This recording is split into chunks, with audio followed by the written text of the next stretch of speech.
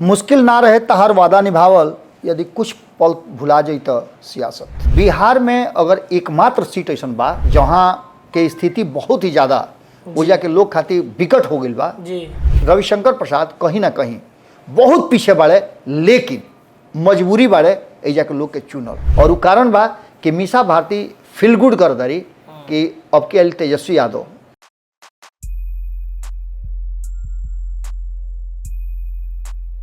नमस्कार, प्रणाम, बहुत बहुत स्वागत बा रउरा सबके अपन चैनल पर। और देखी खूटा अब ठोकाई, चुनाव 7वां चरण के अंतिम दौर में बा। यानी कि बिहार सहित देश भर में लोकसभा 2024 के अंतिम चरण के चुनाव अब अपना चरम पर बा। अब से 24 घंटा के बाद जो मतदाता लोग बा वो फैसला करी कि हमार सांसद के बनी। रेस में कई दिग्गज लोग 8 लोकसभा सीट पर बाड़े और ये 8 लोकसभा सीट में दिग्गज पर कौन केकरा पर भारी पड़त रहे, ये सब विषय पर चर्चा हुई। इतना दिन खूटा जोन बा ना ठोकात रहल ह, लेकिन अब चूंकि चुनाव के अंतिम दौर चलता और कहल जाला कि अंत भला तो सब भला, तो केकर भलाई होके जा रहल बा। 8 लोकसभा सीट पर एक एक सीट पर बाबा से हम चर्चा करम। बाबा बहुत दिन बाद आयल बनी तो बहुत सारा सवाल भी हुई और इस सवाल के जवाब भी ले जाए। जो 8 लोकसभा सीट बा उस सीट में हम एक एक करके सब लोकसभा सीट के चर्चा कर दी कि सबसे अंतिम चरण में जो सीट बाड़े ओमे बा नालंदा, नीतीश कुमार के गढ़ ह, गृह जिला ह, पटना साहिब जहाँ से रविशंकर प्रसाद बीजेपी से, कांग्रेस से अंशुल अभिजीत बाड़े जे मीरा कुमार जे कांग्रेस के दिग्गज नेत्री बानी वहाँ के बेटा हुए, पाटलिपुत्रा में रामकृपाल यादव बाड़े और लालू जी के बेटी मीसा भारती बाड़ी। साथ ही साथ आरा के बातचीत कल जाओ राजकुमार सिंह बीजेपी से यानी कि आरके सिंह, और CPI-ML से सुदामा प्रसाद बाड़े, बक्सर से मिथिलेश तिवारी बानी बीजेपी से और RJD से सुधाकर सिंह बाड़े। सासाराम जो रिजर्व सीट है ओमे शिवेश राम बीजेपी से, कांग्रेस से मनोज कुमार प्रत्याशी वहाँ पर बाड़े। काराकाट में उपेंद्र कुशवाहा और साथ ही साथ माले के बातचीत कल जाओ तो राजा राम कुशवाहा वहाँ से बाड़े। जहानाबाद में चंदेश्वर चंद्रवंशी जदयू से, RJD से सुरेंद्र यादव। काराकाट में पवनों सिंह के नाम ले लेता नहीं, कहे कि पवन सिंह सुपरस्टार बाड़े और निर्दलीय प्रत्याशी के रूप में वजह खड़ा बाड़े। तो ये बड़ा फैक्टर बनिए कि ना बनिए, इस सब विषय पर चर्चा हुई। भोजपुरी क्षेत्र बाय में 3-4 गो जो ना क्षेत्र के बारे में विस्तृत रूप से चर्चा हुई। बाबा से खूटा एक एक करके हमने को ठुकाव दनी जा, नालंदा से चर्चा हुई बाबा। लेकिन उससे पहले इतना दिन बाद रउरा पगड़ी जोन बा अपन बढ़ले बनी, दर्शक लोग से कुछ कहे के चाहे।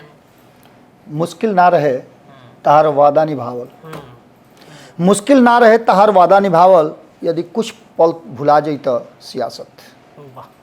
देखिए सियासत चल रहा बड़ो और सियासत में इतना हमने के लपटा गई है जा कि रुआ लोग से भेंट मुलाकात में विलम्ब भइल ओकरा खातिर तो पहले हाथ गोड़ जोड़ के क्षमा प्रार्थी बानी और हियरा से रुआ लोग का अभिनंदन करतानी। जौन रुआ देख रहा बानी ई खूटा ठोक ही हो, लेकिन ये चैनल के नाम बदल गई बा। नाम बदले के पीछे कारण बा कि व्यापक रूप में भोजपुरिया समाज जौन बा वो खूटा ठोक के उ समर्थन ना देते रहे जौन चाहत रहे जी।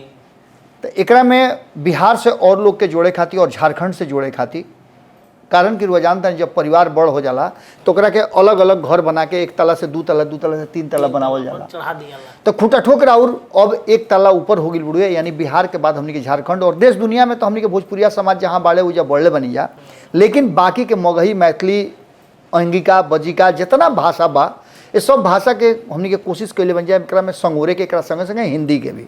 तो बाकी सब खबर एक एजा रुआ नजर अबे करी, लेकिन खूटा ठोक के जौन बा हम और रत्नेश दोनों आदमी ले करके रुआ लोग के सामने आवत रह जा और बिहार सहित देश दुनिया के जौन राजनीतिक हालात हुई का परिवर्तन होके वाला बा, आगे के और पीछे के और वर्तमान तीनों मिला करके हमने के कोशिश करब जा रुआ लोग तक पहुँचावे के। वही कड़ी में इस 7वां राउंड के जौन मतदान होके वाला बा, आज जब रुआ खूटा ठोक देखो तो कब ओकरा कुछ ही क्षण के बाद चुनाव प्रचार थम जाई। और जिसमें कि रुआ लोग के पता बा कि 2021 के बाद जब लॉकडाउन खत्म हो रहा ओकरा बाद डॉक्टर के परामर्श पर हम बहुत कम निकली ले, हालांकि आवश्यकता अनुसार निकली ले और जीत के रुआ जानते बानी कि चूँकि पत्रकारिता हमने के पैसा खातिर ना, पैशन खातिर करी ले जा। तो पैशन पूरा करे खातिर जब तक ग्राउंड जीरो पर हुआ ना जाए तब तक ले संभव कुछ नहीं है। एकरा में 6 राउंड में बहुत हद तक जहाँ जहाँ विवादित रहल बुढ़ू और जहाँ जहाँ अलग अलग मीडिया घराना अलग अलग हम कहूँ देखिए दोस्त नहीं देत, लेकिन रत्नेश हमनी के चर्चा करके कि फलाना जगह से रिपोर्ट आइल बा, फलाना जगह कह रहा बा, फलाना कह रहा बा कि फलानवा जैसे हार जी हैं जीत जी हैं। ओजा हमनी के टीम और हम कोशिश के लिए बानी कि खुद जा करके ओजा जा करके अंगुरी डाल के नापी कि तासीर कितना गर्म बा पानी के। और यही चक्कर में कहीं ना कहीं एक लंबा समय के बाद ये 48 और 49 डिग्री तापमान में जा करके ये बीच में रुआ लोग के पता बढ़ुआ कि गाड़ी भी खराब हो गई। गाड़ी खराब हुई मतलब गाड़ी के एसी खराब हो गई। ओकरा बावजूद 3-3 गो गाड़ी लेके हमने गई रही जा और पूरा टीम अलग अलग जगह में जो हमने के सर्वे रिपोर्ट रहे ये हमने के कलेक्टिव रूप से जानल चाहत रही जा कि जब शादी ब्याह के बरियात जाए के बेरा होला तो अक्सर घर के जो मालिक होले उ सारा सामान के लिस्ट बना के मिलावे ले कि सब ठीक बानू, अरे कहीं सुतवा तो ना छूट गई रे, आ नोचुर के पानी ना छूट गई। इस सारा चीज़ के कहीं ना कहीं मैनेज करके कहीं ऐसा तो ना कि समझिन वाला सड़िए छूट गई का। इस सारा चीज़ के जोड़ घटाव गुना भाग करके और रख दियाला और ओकरा में आदमी नियुक्त कर दियाला कि देखो इस साड़ी के मालिक तू रहब। जब मांगो कि फलानमा के साड़ी दो तो तू दिह, गहना में फलना गहना दो तो तू दिह। ये सारा चीज़ के अरेंज करके रखल जाला और इहे उ समय होला जौना घड़ी बरियात जब चले के तैयारी होला तो बहुत सारा चीज़ जोड़ घटाव करके और डर पैदा होत रहेला कि बरियात बढ़िया से हो जाई नु, ब्याह बढ़िया से हो जाई, विदाई बढ़िया से हो जाई नु। यही स्थिति में हमनी के पहुँच गई बन जा। लगातार 6 राउंड हमनी के रुआ लोग साथ जुड़ल रहनी जा। भारत लाइव पर रुआ लोग के साथे भले भोजपुरी में ना जुड़ल रही लेकिन लगातार रुआ लोग से संपर्क में रहनी हम और वह माध्यम से रुआ लोग के बिहार के और बिहार सहित देश के स्थिति रहे तो बतावत रही। आज 7वां राउंड में अंतिम राउंड में हमनी के पहुँच गई बन जा और 3 दिन के टूर के बाद रात 3 बजे भोर में पहुँचल बन जा पटना हमनी के। और पटना पहुँचला के बाद रुआ सामने आवे के पीछे कारण बा कि इस 7 राउंड में बहुत उतार चढ़ाव बा।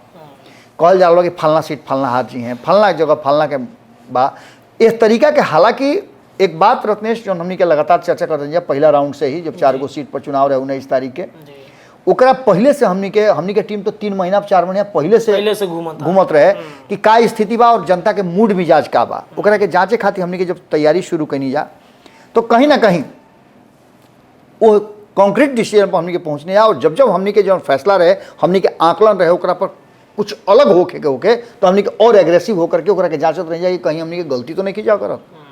हमनी के जौन आकलन बा उर वालों के हमनी के 4 तारीख के पहले यानी कि 1 तारीख के जैसे ही चुनाव खत्म हो जाई वोटिंग खत्म हो जाए ओकरा बाद रुआ लोग के सामने एग्जिट पोल लेके आबि जा। लेकिन ओकरा पहले रुआ से बता दी कि जौन 8 गो सीट के 7वां राउंड में ये मतदान होके के बाद 1 तारीख के जना के प्रचार थम रहल बा। एकरा में सबसे पहला नालंदा के 2 बात कहला है। नालंदा के स्थिति बा कि नालंदा नीतीश कुमार के गढ़ है और वह जानता नहीं कि जेकर घर रहेला ओकरा पता रहेला कि एमे कांटी के ने रखल बा, पेचकस के ने बा, पिलास के ने बा, किचन में गईला के बाद हल्दी के ने बा, धनिया के ने बा, लहसुन के ने बा, सब जानेला। लेकिन कोई नया आदमी आवेला तो उजा ओकरा खातिर समस्या हो जाला। इन्हें उन्हें फेरे के पड़ला के पूछे के पड़ला क्या हो अथी धनिया के ने रखले बड़ा अहो देखा ना वो कांटी उखड़ गया तो निकल के ठोके के बाद तनी एगो हथौरिया दो ना। गांव में कोई नया आदमी आ जाला तो खोजे लगेला। बहुत तरह के बात होला। अब एजा की स्थिति बा कि एजा कौशलेंद्र कुमार लगातार 3 बार से जीतता होता है, 4था चांस उनकर हो और बहुत विकट परिस्थिति में वो जीत के बना।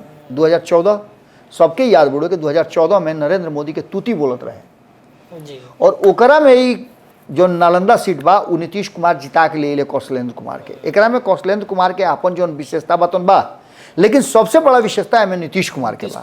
नीतीश कुमार नीतीश कुमार लोकसभा लड़े तो हम अपन सीट छोड़ दें। बिल्कुल नालंदा से बिल्कुल नालंदा में स्थिति बा कि नालंदा नीतीश कुमार के दिल के बहुत करीब बा।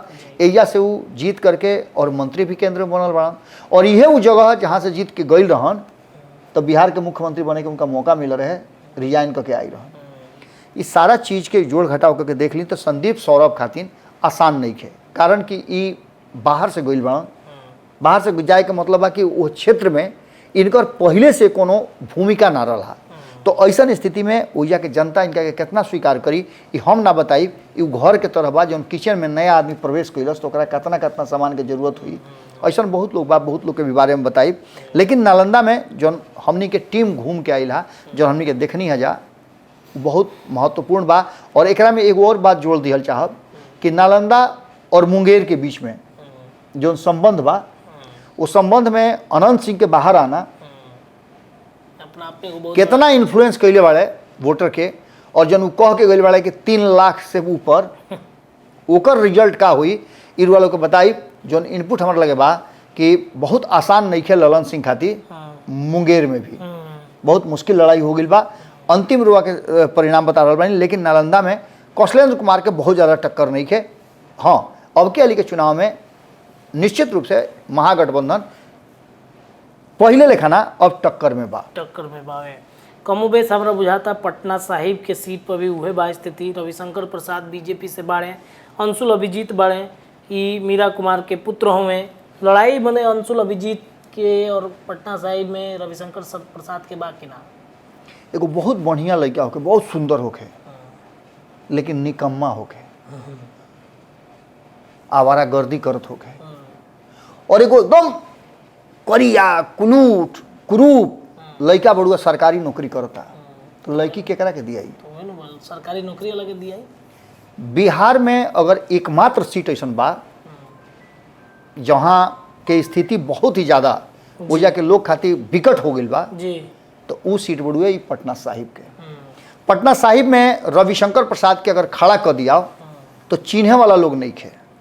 जबकि फोटो उनकर जगह जगह टंगल बा, लेकिन तब भी चिन्हे वाला लोग नहीं के। फोटो में तो तनी और बना समार के नुआवेला। हम नहीं कहें एडिट करे लोग तो ना फोटो के तनी गोर बना देले, तनी करिया हमने करिया बनी हम, तू गोर बाड़ो तो हमरा के तनी गोर बना देला लोग, तो तनी हमू तारा सामने नजर आवे लगी। ब्राइटनेस बढ़ जाला। वो तरीका से होला का कि बहुत कुछ सारा चीज़ सोचे और खोजे के पड़ेला। एक आदमी से तू जाके पूछ लो जो उनकी डाई हार्ट फैन होके एकदम रविशंकर प्रसाद के, वही बात कहत रहो। हमनी के लगे तो कुल लोग नुआ के अपन अपन उगिलेला।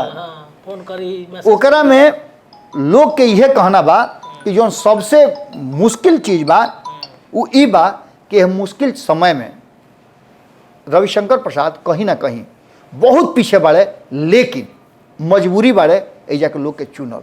और यह मजबूरी में लोग अंतिम में जाके कमल के फूल पर बटन दबाई। कारण कि हई जौन आइल बाड़े अंशुल अभिजीत, इनकर मैनेजमेंट अस्त व्यस्त बा।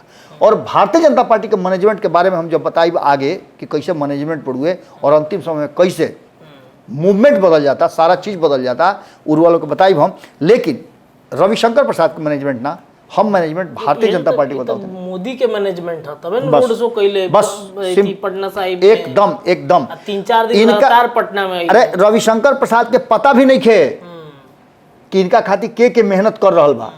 हमनी के तो माने घरे घरे के नु है या ढुक के हमनी के, अरे हमनियो के हमनियो के पचपवनिए नु है जा ना।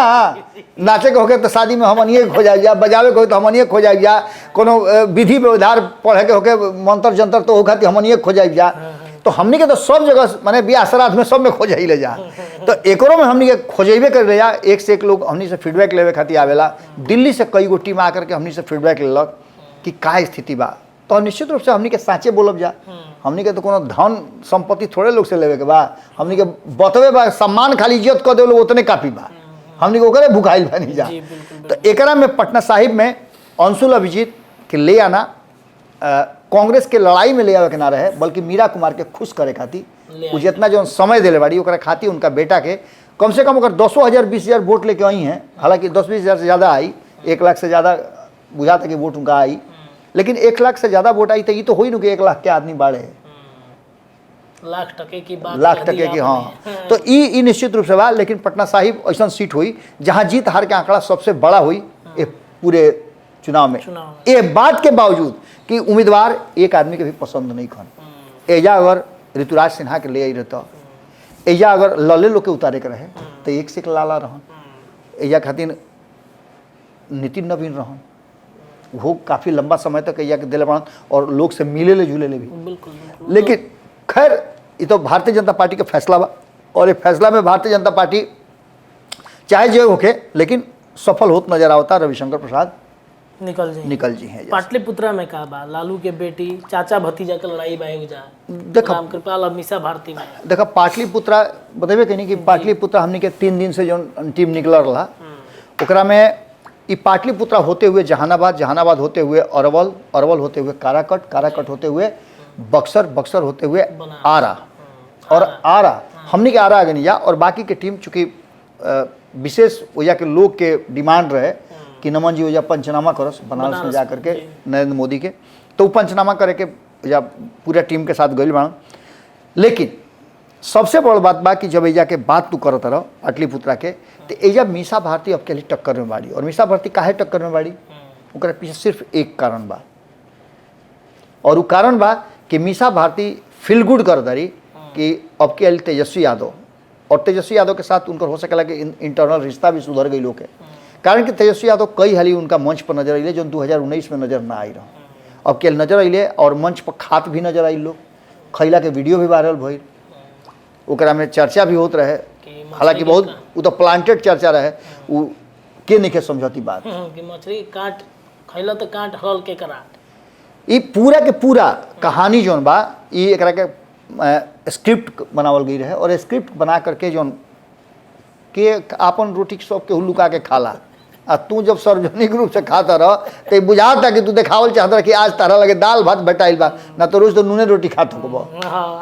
आज दाल भात बोलो तो लोग के दिखा दे भाई कि दाल भात मेरे बेटा बेटी के बियाह होला तो रोज पूड़िए खाला खा तू पुलाव, लेकिन वो दिन तो पूरी पुलाव बनला नु एकदम चर्चा। अच्छा ओकरा बात सुन लो कि घर के मालिक जो होला नु खाना खाए तो हाँ कैसा बना था, बुझा था कि जैसे उनको मेहरारू बनैले बड़ी, वो सारा बना वाला हलवाई बना, लेकिन वो पूछा जाला ऐसे कि इतना आइटम बनौले नहीं है तारा पसंद आइल कि ना आई, बेइज्जती ना हुई।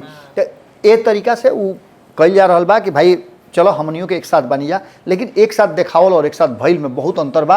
अगर एक साथ भइल अगर देखे के बा तो जा करके एनडीए के मंच पर देख लो, एक साथ भइल हो जा नजर आवत हुए, एक साथ देखावल कितना लोग के फोटो तो गइल तो मंच टूट गइल, खाली दू हली उहे मंच दू हली टूट गइल, माने चढ़ते एकरा बाद तू बतावो हमरा से कि खाना तो ये लोग खाली खाते हुए और तो केहू खात नहीं खे, सब के भूखे प्यासे रह के आपन काम कर रहा बा, ये सारा लोग खाला ना के हेलीकॉप्टर में खात देखावल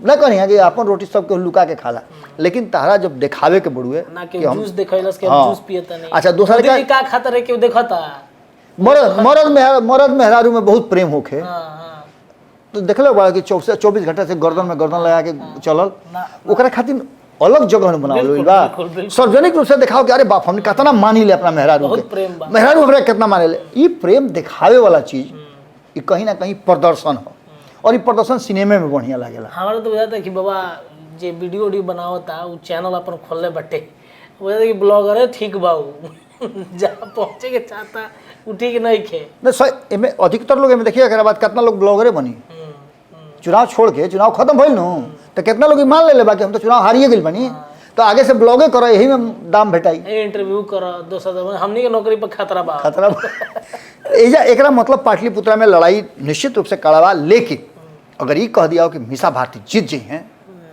ये तो हमनी के ना कह सकीले जा, ऐसे कि हमनी के आकलन कुछ और कहानी कह रहा बा। हाँ हमनी के आकलन कह रहा बा कि लड़ाई बहुत कड़ा दिले बड़ी मीसा भारती में कोनो दुराई नहीं के, एकरा में बाकी सब लोग के रुआ साइड कर दी। 3 उड़ाने तितिर होला, तितिर पकड़े के कोशिश जरूर कैले बड़ी मीसा भारती, लेकिन अब लेकिन के बाद आगे 1 तारीख पूछिए लोगिन आरा में राजकुमार सिंह यानी आरके सिंह और सुदामा प्रसाद, हमरा नहीं लागत कि माने कोनो लड़ाई बाय में आरके सिंह एक मुस्त निकल रही हैं। एजा भी हम नालंदा वाला बतवा थोड़ा सा लेके आओ तनी, जो कह दिले बनी ओकरा से आगे एक स्टेप हम बताओ तनी। नालंदा में कौशलेंद्र कुमार के काम चाहे जैसन भी होके, उनका काम से उनका के वोट लोग नहीं दे, उनका के नीतीश कुमार के साथे बढ़न, लंबा समय से बढ़न, केहू के कष्ट ना देवेले। कारण कि कई लोग देखने के मन से इहो कहत रुए कि अच्छा ये बताइए कि ये आपका हित नहीं किया है तो अहितो तो नहीं ना किया है। अरे भाई तू अहित करे खातिर का गइल पड़ा, तू हित करे खातिर गइल पड़ा, तार फर्ज बा हित कइल, लेकिन अहित शब्द कहाँ से आ गइल। एजा बा कि आरा के लड़ाई में आरके सिंह के ग्राफ ऐसे बढ़ल बढ़ुए, और आरके सिंह के जो चिंता रहे वो चिंता कहीं ना कहीं दूर हो गई बा।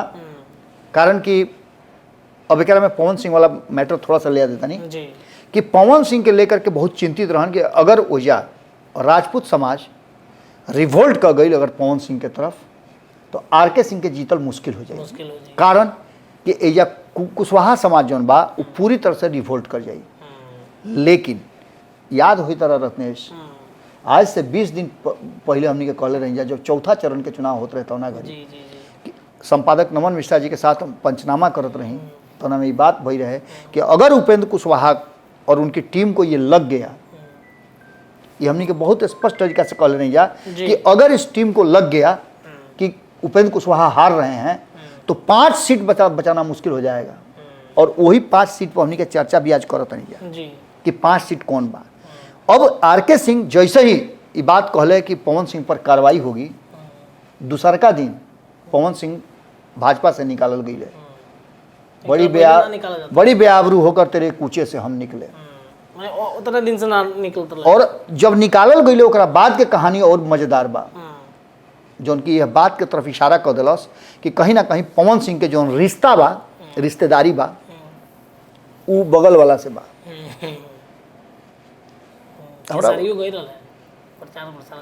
वही के चलते कहता है नो कि जब अपना घर से ज़्यादा तू पड़ोसी के घर में बितावे लागो तो शक तो होइबे न करी कि कुछ ना कुछ बात जरूर बा।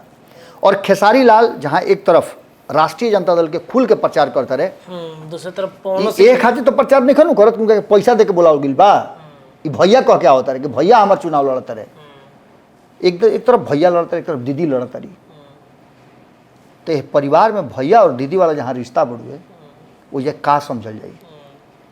निश्चित रूप से कहीं ना कहीं पवन सिंह के पावर कहीं और से हाँ एक पावर कहीं से और से मिला। पैसा रुपया तो उनका लगे कमी नहीं है, ऐसे पैसा रुपया पर तो बात न कही जा सकला। लेकिन पैसा रुपया तो इतना खर्चा कैले है कि कहे लायक हाल नहीं। ढेर लोगों के साथ है। अरे कतना बताइए ना कि 3 दिन में बहुत कुछ हमारा जानकारी मिलल नो। अब झूठ बाकी सांच बा घूमने की कह सको, लेकिन जितना यूट्यूबर बा नो वो सब कहते रहे अरे गजब पवन भैया, पवन भैया एकदम माने मालामाल कर दिलस, गाल कर दिलस, जीता था उहे जीता था। हाँ लेकिन पीछा में यह कहता कि अरे चल ना भाई पैसा तो दिलस न, जी तो चाहे हार। हाँ पैसा दिलस न। जानता नहीं बाबा, अरे फ्री में लोग के देखे के मिलता तो लोग देखी ना। पवन सिंह पैसा दे के अब तक ले आओ तो ले और फ्री में देखे के बाद तो निश्चित रूप से कहीं ना कहीं एक आदमी तो हमारे से दावा की ले कि 1 लाख वोट भी अगर पवन सिंह ला देस नू तो हम हई छोड़ दे, जौन काम कर ले तो हम छोड़ दे। हमरो ये बात क्या आश्चर्य भाई, इतना सब कुछ होना, कुर्सी टूटना, इतना भीड़ होना और कहीं ना कहीं पवन सिंह बैकफुट पर। पवन सिंह के लड़ाई एकदम साफ नहीं थे। हाँ एक बात जरूर बा कि उपेंद्र कुशवाहा के लोग के जो उपेंद्र कुशवाहा के जितावल चाहते रहे या राजा राम के जितावल चाहते रहे, अगर वो पवन सिंह के देख के वोट करी हैं तो सरासर गलत बा। या तो राजा राम और न तो उपेंद्र कुशवाहा। पवन सिंह लड़ाई में कहीं दूर दूर तक नहीं खन। और पवन सिंह के वोट जौन बा वो वोटर के द्वारा ना, वो हवा बनावे वाला लोग के वोट पड़ुए और हवा बनावे वाला लोग वोटिंग ना करे। मैंने देखिए भाई वो हम मतलब देखते रहेंगे जैसे सिवानों में चुनाव रहे तो हम देखने हेना साहब के बारे में, हालांकि बहुत हद तक हमारा लगता है कि सिवान में वोट घींच ले बड़े, चूँकि वो राजनीतिक परिपक्वता उनका बावे। लालू प्रसाद यादव के राइट हैंड साहबुद्दीन उनका साथे रहल बड़े। ओहू में लोग कहो कि सोशल मीडिया पर हवा कुछ और बा, आईने हवा कुछ और बा। काराकाट में भी हमरा बुझाता कि हुए स्थिति बका देने। अब तो हमारा के मजबूर कर दिल, हमारा कहाँ ही के पड़ी, राज के बात खोल ही के पड़ी। तू सिवान के नाम लेकर के राज के बात हमारे से खुलवा ले लो। ऐसे के चुनाव हो गई बा, अब तो कोनो असर पड़े के बाना। और सीधा सा बात बुढ़ू है कि हिना साहब के अब कह लीजिए स्टेयरिंग रहा वो प्रशांत किशोर लगे रहा। और प्रशांत किशोर के मैनेजमेंट, मीडिया मैनेजमेंट भले हमनी के अपना खातिर उ मत करस, कभी कभी देख ले हो कि नाचे गावे बजावे वाला लोग अपना के यहाँ प्रयोजन हो तो नाचे गावे ना आवे, लेकिन दूसरा के यहाँ तो ऐसा ठुमका लगाई लोग कि मार नोट के छिलबिल कर देव। वैसे ही प्रशांत किशोर बाड़े। प्रशांत किशोर अपन जनसुराज खातिर का करी हैं का ना करी हैं वो तो साफ बुझा गई बा, लेकिन उनका हाथ में खाली दे दो। अब वो तो क्रिया खैले बड़ा कि हम तो कुछ नहीं करत, लेकिन आईपैक चलत कैसे बा, इशारा तो इनके बा, डाटा तो इनके बढ़ुए सब। हिना साहब खातिर फील्डिंग बहुत जबरदस्त कैले बड़े और संभावना व्यक्त कई जा रहा बा कि प्रशांत किशोर एजा सफल भी हो गई बाड़े। यह कारण है कि प्रशांत किशोर तो देखले होगा कि 5वां राउंड के बाद एके आली जीन का कहला वो EVM से जीन। जीन निकल कौन ची में से निकलला वो थी का कहला ओकरा में जो से जीनमा निकलेला होला एगो अलादीन दियर हाँ चिराग में से जीन अलादीन चिराग में से जीन निकलल और चिराग के भी संबंध तोरा पते बा कि बहुत नजदीकी बा। है ना साहब से तो चिराग में से जीन निकलल और चिराग में से जीन निकलल तो अचानक से नजर आवे लगल कि नरेंद्र मोदी के तो सरकार बनता 300 के पार नरेंद्र मोदी जा रहा बड़न। ये सारा चीज भजन कीर्तन के तरह लगले झाल बजावे सब जाके सब चैनल पर एक बार सब चैनल पर आ गए इंटरव्यू देवे खातिर इससे पहले गायब रहो कि नरेंद्र और आ करके कहना ये बात की तरफ इशारा करता कि कुछ तो बात बा। अब बात करते रहिए हमने के आरा के, तो आरा में लड़ाई निश्चित रूप से कड़ा हुई अगर उपेंद्र कुशवाहा के यह बात को उपेंद्र कुशवाहा खाती हम जब गई तो काराकाट वाले में बताई, लेकिन उपेंद्र कुशवाहा के क्षेत्र में गईला के बाद आरा में जइब तो तारा साफ नजर आई कि RK सिंह भाजपा के चलते ना, नरेंद्र मोदी के चलते ना, चुनाव लड़ते रहे चलते ना, वो एक ब्यूरोक्रेट रहल वाले चलते ना, RK सिंह काम के लिए बड़े अपने क्षेत्र में और एक काम के बदौलत लोग उनका के जानता। बिल्कुल एकरा में जाति पाति दुनिया जहान सब हटा दो। और RK सिंह एक तरफ पहले भी बतैले रही, रत्ने से याद हुई कि भारतीय जनता पार्टी से जे भी चुनाव लड़ रहा बा यानी NDA से जे भी चुनाव लड़ रहा बा सबसे पहले तो ओकरा 30 गो नंबर दे दिहल गई बा कि 30 नंबर तरह के दे दिया था। अब हाँ ओकरा में 3 नंबर तू लेके अइबा नु 33 में होला नु 33%, तो 3 नंबर भी तू लेके अइबा तो तू पास हो जीबा। तो निश्चित रूप से RK सिंह 3 नंबर ना, RK सिंह 30 में 30 ले वाला हवे और निश्चित रूप से इनका ग्राफ भी ठीक ठाक रही। जी बात बक्सर के कइला, भोजपुरिया क्षेत्र के तरफ बढ़ गई बन जा हमने के। बक्सर में मिथिलेश तिवारी बीजेपी के कैंडिडेट हुए और सुधाकर सिंह RJD से, दोनों की लड़ाई बड़ा मतलब कठिन लड़ाई बा। मिथिलेश तिवारी के बारे में कहल जाता कि ढेर लोग उनका पसंद नहीं करता। रौरा तो आप क्षेत्र से घूम के आयल बनी, 24 घंटा बक्सर में बितैले बनी, 48 घंटा रौरा से पहले हमू बिता के बक्सर में आयल रहनी। तो नाराजगी तो मिथिलेश तिवारी के रहे कहीं ना कहीं, लेकिन नरेंद्र मोदी के लोग देखता। बक्सर के चर्चा करे से पहले बक्सर में बहुत व्यापक चर्चा करे के पड़ी, लेकिन सासाराम के हम चर्चा कर दी। सासाराम में शिवेश राम वर्सेस मनोज कुमार बा। कांग्रेस पहले ही से हाथ खड़ा करके 9 सीट पर खड़ा बा कि भैया तू ले ना जा, कहाँ हमरा के फेरा में डलबो, हम जौना काम से आए नहीं है तो करे ला कि हमार पार्टी बाँचल रहे चलते 9 सीट पर हम आइल बनी लड़े, राष्ट्रीय पार्टी के दर्जा हमारे बाँचल रहो, ये चलते हम आइल बनी चुनाव लड़े और दूसर कोनो बात नहीं है। हमरा के उतने वोट चाहिए जितना से हमारे राष्ट्रीय पार्टी के दर्जा बरकरार रहे। चलो एजा के कहानी खत्म बा। और शिवेश राम के बारे में तरह के एक और बात बता दी कि शिवेश राम के लेकर के भारतीय जनता पार्टी की जो श्रेष्ठ नेतृत्व बा बहुत कुछ सोच रहा बा। मंत्री बनाई, मंत्री बनस चाहे मत बनस, लेकिन बिहार में कोई बड़ा जिम्मेवारी उनका मिली, ये बात के तरफ इशारा कर जा रहा बा। कारण कि तरह याद हुई नू एगो चीज, उपेंद्र कुशवाहा वर्सेस सम्राट चौधरी, चिराग पासवान वर्सेस शिवेश राम। आगे के कहानी आगे कहो। 4 तारीख के बाद सब कहानी बताओ ली हमने के। शिवेश राम के ऊपर बड़ा छाया बा, बड़ा साया बा और इनका के ले आवे के पीछे भारतीय जनता पार्टी के बहुत सारा मकसद बा जो के आगे पूरा करे के बड़ुए। अब एकरा में शिवेश राम के याद रखिए, बात के जरूर अगला जब 4 तारीख के बाद जब बहुत सारा परिवर्तन होके लगी तो अभी बात के याद रखिए कि शिवेश राम के लेकर के हम का कहले रही। बात बक्सर के तू कर रहा है, जहानाबाद कर लिया बाबा, पहले जहानाबाद कर लिया। ऐसे कि जहानाबाद होते हुए काराकाट बक्सर हमें से गई रही। तो जहानाबाद से शुरू कर, जहानाबाद से कर लिया। चंद्रेश्वर चंद्रवंशी और सुरेंद्र यादव, चंद्रवंशी के खिलाफ बड़ा लड़ाई बा, लेकिन उनका के जितावे खातिर दिग्गज लोग के उतारल गई बा। भोला शर्मा से लेकर के बिहार सरकार के कई भूमिहार मंत्री, राजपूत मंत्री के नेता के उतारल गई बा। तो जीता तरह के ना ये बताई लोड़ा। रविशंकर प्रसाद के चर्चा करते हैं तो तरह से बतौले रही कि 5 साल तक केहू के दर्शन ना दिल में केहू चिन्हत नहीं है, लेकिन चंद्रेश्वर चंद्रवंशी के लोग चिन्हत रुए कुछ कारण से। ये चलते ना कि चंद्रेश्वर चंद्रवंशी अपना क्षेत्र में बहुत कुछ कैले बाड़े।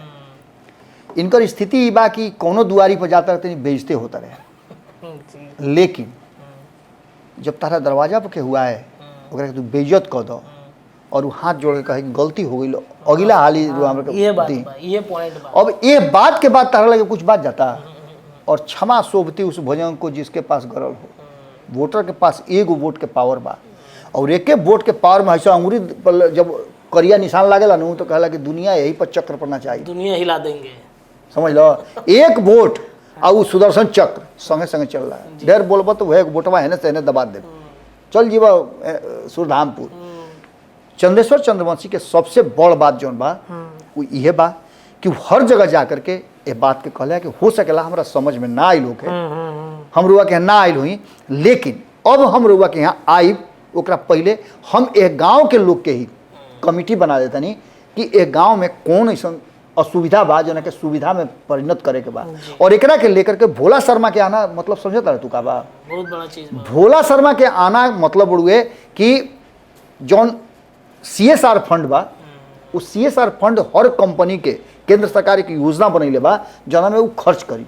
भोला शर्मा पहले से भी खर्च करता ना, लेकिन अब उस CSR फंड के अलावे भोला शर्मा के जो मैनेजमेंट बा, गांव में लाइट दे देना, चापाकल लगा देना, गरीब के कल्याण कर देना, गरीब के नौकरी दिलवा देना, इस सारा चीज के लेकर के वो मैनेजमेंट जौन बा वो एक यूनिट के तहत हुई। मैनेजमेंट गुरु। और हर पंचायत में ऐसा यूथ के चुनल जाई जो उनकी प्लानिंग भारतीय जनता पार्टी के पहले से रहा, वो प्लानिंग के अब पूरा एनडीए एक्सिक्यूट करी कि वो गांव में वो पंचायत में एक कमेटी बना दिया हर वर्ग के लोग के, और वो गांव के विकास के जौन बा वो तय करिए धारा, और एकरा के लेकर के ये पूरा के पूरा कहानी ओकरा में गढ़ल जाई।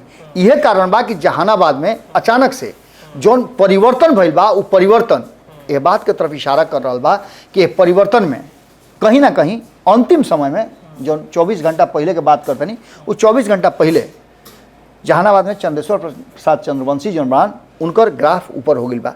चुनाव प्रचार थम जाई, तुहू रह के आयल बड़ा, हमू घूम के आयल बानी, और दूर दूर तक लोग भूमिहार समाज के अब एक बात कहना बानू कि देख भाई जाना ही एक तो करा ले भी, लेकिन वो होतो तो का होतो।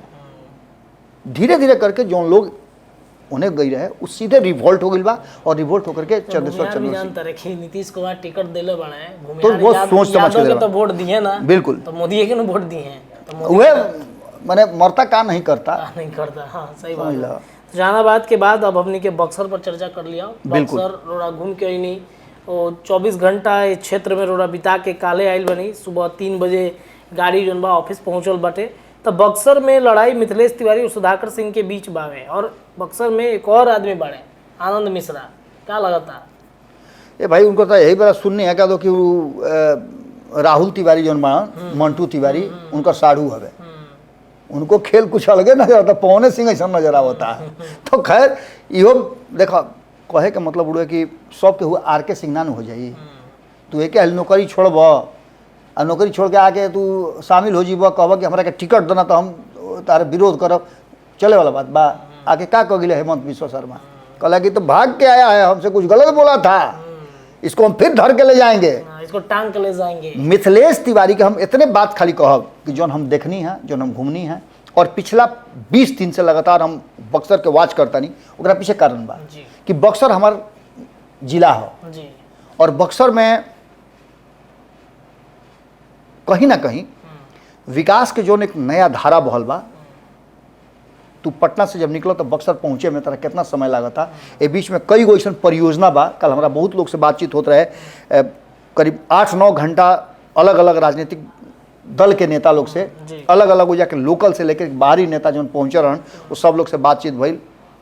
कमरा नंबर 301, कमरा नंबर 307, कमरा नंबर पर सब लोग से हमारा बातचीत भइल, सब लोग या रह करके बक्सर में, और ये बात के कहीं ना कहीं कोशिश में लागल बा कि बक्सर के विकास के जो धारा रहे ओकरा के और तेजी से कैसे बढ़ाओ जाओ, और मिथिलेश तिवारी के जौन विरोधी भी रहन समर्थन में बारे, तो मिथिलेश तिवारी के कहीं ना कहीं कुछ लोग बा जौन की उनका डाई हार्ट विरोधी रहे, वो डाई हार्ट समर्थक हो गए। एकरा पीछे बा कि जब चुनाव खत्म हो जाता, अगर मिथिलेश तिवारी जीत जाता रहे तो वो लोग के बुला करके वो लोग के पौपूजी करे के चाहिए। ब्राह्मण तो हवे, हम ना कहब कि ऐसा काम करस, वो कहे कि भाई कानकुब्ज ब्राह्मण एके गो हम बानी, तो खैर वो सब अपने जगह के बात बा, लेकिन उनका चाहिए कि वो सब लोग के जुटा करके, खास कर कोई यूथ लड़कन के, कम से कम ना तो हम जब पहुँचनी तो वैष्णवी होटल में 40 से 50 वो जाके मजबूत यूथ, अलग अलग सेक्टर के लोग, अलग अलग जाति के लोग, जानकारी मिलल कि हम पहुँचल बानी, वो जब पहुँचले। पिछला 2 दिन से लगातार तरह पता बा कि 48 घंटा हम काराकट और बक्सर में बितौनी, और एक बीच में हम इंटरनली गांव में कोई ऐसा गांव बा जहाँ जा करके हम जहाँ हमारा जानकारी मिला रहे कि एजा आनंद मिश्रा बहुत अच्छा बाड़न, एजा पर सुधाकर सिंह बहुत अच्छा बाड़न, लेकिन ओजा साफ परिवर्तन हो गई। मैंने रैंडम जाके पहुंच के एकदम रेंडमली जाके पहुंच गए। हालांकि बहुत लोग हमारे का कहीं अब तो वो लोग बना के रखले बानी, बहुत लोग समर्थक भी मिलल, बहुत लोग शुभचिंतक मिलल, बहुत लोग अपना के यहाँ बैठा के हमारे से बातचीत कर लगा। गाड़ी निकलत रहे तो गाड़ी चूँकि ब्रांडिंग बा उसमें फोटो लागल बा तो वो जो लोग रोकवा देवे गाड़ी। हालांकि पुलिस प्रशासन के भी बहुत ज़्यादा सहयोग मिलल, कारण कि कहीं कहीं तो ऐसा भीड़ हो गई कि हमारा टाइम ही ना मिला है, गाड़ी में से निकले की जरूरत, गर्मी देखते रह कितना रहे। तो खैर ये सारा चीज़ मैंने देखे के मिलल। लेकिन बक्सर में तरस बताते नहीं कि वो लोग के जना लोग के हम चर्चा करते नहीं, वो लोग के बैठा करके और वो लोग से बहुत बहुत लोग के आभार और धन्यवाद देवे के चाह हुई। 4 तारीख के रिजल्ट निकली, अगर जीत जाता ना तो सारा लोग के चूँकि वो जानता ना आइडेंटिफाई उनको लगे बाकी कौन का के का कर रहा बा। और कई लोग के तो हमारा लगे लिस्ट बा जो बेहतर काम कर रहा है। कई लोग हमारा के कुछ बहुत सारा चीज़ सुनावल जो उनके हम बता ना सकिले। पटना से 4 तारीख के वो तो रिजल्ट में पता चलबे करी, लेकिन बहुत सारा ऐसा रिकॉर्डिंग से लेकर के बहुत सारा ऐसा चीज़ रहे जो उनकी पब्लिक डोमेन में ना रख सकल तू। वो सारा चीज़ यह बात की तरफ इशारा करते हुए हम कई गो यूथ वाला के बहुत बहुत मैंने धन्यवाद दे कि बक्सर में हमेशा से धन्यवाद दे रहा बानी कि बक्सर में पत्रकारिता के जीवित रखे वाला, सच्चाई निकाल के ले आवे वाला बहुत सारा पत्रकार बा। पूरा के पूरा माहौल जो बा सुधाकर सिंह के तरफ शिफ्ट होते होते में अचानक से लड़ाई में आ गई ददन पहलवान। जी जी ऐसा लड़ाई में ले आनंद मिश्रा को कहाँ ठेला गई और ददन पहलवान हमारा तीसरा नंबर कॉन्टेस्ट जो बा 3 लोग में लड़ाई हो गई बा। आनंद मिश्रा कहाँ फेंका गई कोनो ठिकाने नहीं के। अब ये लड़ाई 3 लोग में बा। कहीं ऐसा ना हो गया कि ददन पहलवान ये दोनों जना के झटका दे दे। ददन पहलवान के वोट बैंक के तरह कम ना समझे के पड़ी। ऐसा स्थिति में मिथिलेश तिवारी खातिर ग्राफ तो जरूर बढ़ल बा उनकर, लेकिन मिथिलेश तिवारी के समर्थक उनकर वोटर बाड़े, अगर वोट करे के चाहिए तब नू, अगर बोरिंग बूथे पर ना पहुंच पहले तब का हुई। तो ये सारा चीज के लेकर के बक्सर में भी माहौल बदलत नजर आ रहा है। काराकाट के का स्थिति बा? उपेंद्र कुशवाहा, ओकर बाद राजा राम कुशवाहा, फिर पवन सिंह हमें लगा था कि 48 घंटा पहले अपन काम देखो हमें से देखो ये नोट कर बनी कि राजनाथ सिंह विक्रम में पहुंचे रहन, ओकरा बाद नवीनगर में अनुग्रह नारायण सिंह पहुँचे रहन, जीतन राम मांझी, राधा मोहन सिंह, श्रवण कुमार, लवली आनंद, गोरारी में, काराकट में, सब लोग अपने पहुँच करके यहाँ तक ले कि हसनपुर में जब हम पहुँची नहीं तो हसनपुर में देखने कि सम्राट चौधरी के हेलीपैड बनल बुढ़ुए ओजा भी लोग से पूछनी का स्थिति बा। तो चूँकि गांव यादव बहुल क्षेत्र बुढ़ुए, वो गांव के लोग भी कहल कि भाई हो हमने के बहुत शांति में जी रहा बनी जा, ये क्षेत्र बहुत प्रभावित रहे और वास्तव में हमने के रिलैक्स जीवन जियता नहीं जा। होत का रहनु कई को बुजुर्ग कहले कि होत का रहे कि हमने के लड़कन के दिने दोपहरिया उठा के पुलिस टांग के ले जाओ, अब मार के जब दे हाथ तूर के उन्हें से भेजे तो हमने के छाती पर सांप लौटत रहे, कुछ ना करी जा, लेकिन कैले हुई बदमाशी एह नाम पर पकड़े। लेकिन अब ये बात नहीं है, बहुत शांति बा, बहुत तरह के ऐसे शांत जीवन सब कुछ चाहते हुए। एकरा अलावे सबसे मजेदार बात कि जब हमने के पहुँचनी जा गोह में तो ओजा के बड़ा आश्चर्यजनक बात तरह के बताई। गोवा में 3:30 बजे चिराग पासवान के ओजा रैली रहे, हमने के 2:30 बजे ओजा पहुँच गई नहीं जा। संयोग से मुकेश बाबू जना गाड़ी पर बैठल रहन, वो गाड़ी के ऐसी खराब हो गई तो हमको तनी देखवा लो, आगे हमने के बढ़ गई नहीं जा। तो मुकेश बाबू के तो देखे के ना मिलल तो उधर देख के दौड़ दौड़ के आवेला छौक छौक के, जानते हो बाबा ये हो रहा है, जानते हो बाबा ऐसे हो रहा है। लेकिन बाकी के लोग के हम भेजनी, विकास, संजय, यहाँ तक ले कि खुद उतर करके चंदन जी भी गइलन, संपादक साहब भी हमने के रहन, नमन जी वो गइलन, ये सारा लोग मिल करके अतुल सारा लोग मिल के गइल देखे खातिर कि कैसन तैयारी बा। कहल जा रहा बा कि जब बड़ी बढ़िया रैली हुई, तैयारी कैसन बा। कार अपने से बताई, जब आके हमरा के रिपोर्ट दिहल लोग तो हम कहनी यार गाड़ी लेके चल। फिर हमारा मन में आयल कि अरे हम जो बात करो था उतनी जो इतना लोग हमारे से फोन करके बताओ था कि बाबा आ रहल बनी रुआ से भेंट करे खातिर गोह में, मालूम भले कि रुआ गोह में बानी रुआ आ रहल बनी भेंट करे खातिर, वो इतना लोग जब हमारे से बातचीत करी तो ऐसा कैसे हो सकेला जब 1 घंटा पहले मात्र 30-40 को 50 को लोग रहन। रत्नेश तरह से कहा बताएं कि 1 घंटा में ओजा के परिस्थिति जो चेंज भइल कि हमने के गाड़ी निकाले में आधा घंटा लागल। मैंने पहले भीड़ ना रहे, एकदम ना रहे, बाद में भीड़, ओकरा बाद सब कुछ देखले हुई कि वो माने भीड़ में गजब के परिवर्तन और ओजा चेंजिंग की तरह से बताएं कि चाय के दुकान पर, मिठाई के दुकान पर हमने के जहाँ जहाँ रुकनी जा ओजा भी हमने कोशिश करी है जाने के, तो सब जगह चाहे वो अब नाम ना ले हम यादव जी के मिठाई दुकान रहे, पेड़ा उड़ा बहुत बढ़िया बनावले, चाय बहुत बढ़िया बनावले, हमने के ना पता रहे, बैठनी जाओ जा चाय पिए लागल लोग, हमू वो पेड़ा खैनी बड़ा बढ़िया कहलो कि पेड़ा बात, हमू एगो पेड़ा खैनी, पूछनी जा पहले जात बाद में हमने के पूछनी जा कि भाई बताई कि रुआ के यहाँ से, तो जी निकल थथिन जी, कुशवाहा जी के छोड़ के निकलते, बनतथिन मंत्री तो क्षेत्रों भी बदलते ना, इस तरीका के बात लोग कहे। और निश्चित रूप से तरह कि जब बाद में पूछने की अब तो यादव जी हैं तो आप काहे वैसा कीजिएगा, कहला कि जी छोड़ू ना, से यादव हमरा खाए ला देत, क्षेत्रवा के विकास होते बाल बच्चा के जीवन सुधरते ही ना जी। तो इस तरीका के बात, और कहीं ना कहीं ये जो 5 गो तरह से बतैनी है, जहानाबाद, काराकाट, सासाराम, बक्सर, आरा, इस सारा क्षेत्र में एक बात तो समझ के रखो कि कहीं ना कहीं या बहुत बारीकी से जब से हमने कई बात कहनी जा तब से हमारा लोगों था कि परिवर्तन साफ नजर आ रहा बा। जना में कुशवाहा समाज, अगर उपेंद्र कुशवाहा के ग्राफ ऊपर नहीं खे तो कुशवाहा समाज घात कर दी भाजपा से, और अगर राजपूत समाज, कुशवाहा समाज वोट ना दी तो राजपूत दी, राजपूत समाज के नहीं हो तो कम से कम 1 दर्जन से ज्यादा नेता कैंप कैले। एक बाद मिथिलेश तिवारी के खुद जय कुमार सिंह बुला करके अपना के यहाँ सम्मानित कैले। राजनाथ सिंह तो देखला कि चाहे उपेंद्र कुशवाहा खातिर होकर या फिर इनका खातिर 1 गो सभा कैले, लेकिन उपेंद्र कुशवाहा खातिर 2 गो सभा कैले। तो निश्चित रूप से कहीं ना कहीं भारतीय जनता पार्टी अंतिम बॉल पर जो बाउंसर ना कहला, मार करके 6 रन बनावे के बाद बाउंसर मार करके प्लेयर के थोपड़े हिला दिलस, वही तरीका के बात देखे के मिलल। और ये बात कहीं ना कहीं दिखा रहा बड़ुए कि जैसे 2020 में ना भई रहे, पहल का राउंड आरजेडी आगे, दूसरा का राउंड टक्कर, और तीसरा का राउंड से आरजेडी कहाँ पे कही रहे, सरकार ना बनल 2020 में। अब के वाली भी बहुत बढ़िया कॉन्टेस्ट तेजस्वी यादव देवले, एक में तनिको माने इल्म नहीं खे, लेकिन लड़ाई देना और लड़ाई जीतना दोनों में बहुत अंतर होला।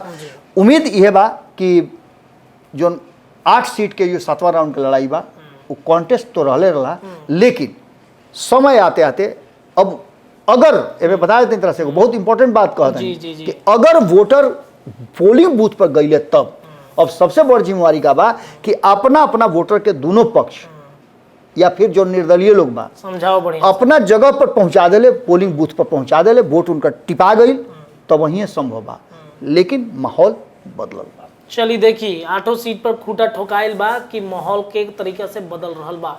आज के खूटा में इतना ही। जुड़ रही है अपने चैनल के साथ, तमाम चर्चा लगातार भारत लाइव पे होत रही। खूटा पर चलत रही। धन्यवाद।